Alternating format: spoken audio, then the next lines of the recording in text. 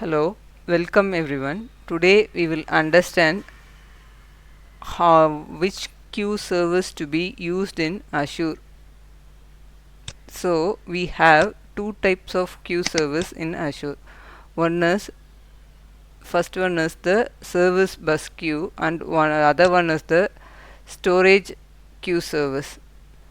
So we will be get confusing which service to be used and when to use. Let us understand the use cases of both these queue service in this video. So we have to choose the service bus queue for an at most once delivery guarantee messages. If we have that type of queues, we can you go with the bus queue service. And also first in first out guarantee, if we need, then bus queue is the best choice. And if we want to group the messages into transaction, we have to go with bus queue only. And also if we want to receive the messages without polling the queue, go with bus queue. If you want to have provide a role based access to the queue, and then bus queue, select the bus queue. And if you want to handle messages larger than 64 KB and below 256 KB means, then bus queue is the best choice to use. And more than that, we can, if we wish to have our queue service consuming less than 80 GB means, we have to go for bus service only. And if we want to publish and consume batches of messages means, then we have to go with the bus queue only.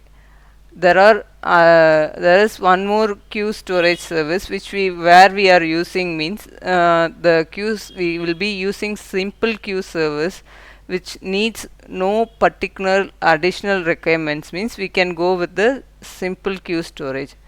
Or if we need to have an audit trail of messages that pass through the queue means, we have to go with the storage queue service. And in this queue service, the queue can exceed up more than 80 GB in size. Also, if we want to track our progress of processing message inside of the queue, then we have to use the queue storage service. To summarize it, we can say like this: both queue services are having slight features set, one different feature sets. We can choose either one of them or both, we can choose depending on the application requirements and its architecture. If our requirements are simple, if we want to send each message to only one destination, or if we want to write code quickly as possible, your storage queue can be the best option. Otherwise, service bus provides many more options and flexibility. So from this we can understand which service to be used in our real time, according to our real time requirements. So let us see few more concepts in storage queue service or in bus queue service in our upcoming videos. Thanks for watching.